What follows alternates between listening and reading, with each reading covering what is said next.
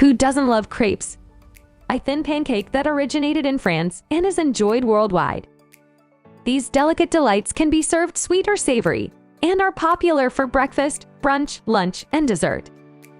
Whether you're a seasoned chef or just starting out, making crepes at home is easier than you might think. In this video, we'll dive into the origin of crepes, a basic crepe recipe, and some tips for making the perfect crepes. Crepes have been around for centuries and are thought to have originated in Brittany, a region in the northwest of France. The word crepe comes from the Latin word crispus, meaning curled, which refers to the edges of the crepe when it is cooked. The first crepes were made with buckwheat flour, which was readily available in the region. In the 20th century, wheat flour became more widely available, and today, both types of flour are used to make crepes. Making crepes at home requires only a few basic ingredients and some simple tools.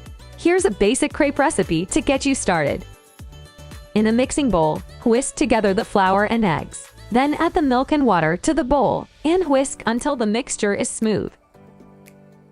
Next, add the salt and melted butter to the bowl and whisk to combine. Now let the batter rest for at least 30 minutes before making the crepes. Heat a nonstick crepe pan or skillet over medium-high heat. Ladle about 1/4 cup of batter onto the pan and quickly swirl the pan to spread the batter evenly. Cook the crepe for 1 to 2 minutes or until the edges start to curl and the bottom is golden brown. Then flip the crepe over and cook for an additional 30 seconds to 1 minute on the other side. Remove the crepe from the pan and repeat the process with the remaining batter to make as many crepes as you want. Making crepes can take some practice, but with these tips, you'll be well on your way to making the perfect crepes. Number 1. Use a nonstick pan or skillet. A nonstick pan or skillet is essential for making crepes. This will prevent the crepes from sticking and make them easier to flip. Number 2. Let the batter rest. Allowing the batter to rest for at least 30 minutes before making the crepes will help the gluten in the flour relax and result in a more tender crepe. Use the right amount of batter. Use about 1/4 cup of batter for each crepe. If you use too much, the crepe will be too thick and difficult to roll. Next, swirl the batter quickly. Once you've ladled the batter onto the pan, quickly swirl the pan to spread the batter evenly.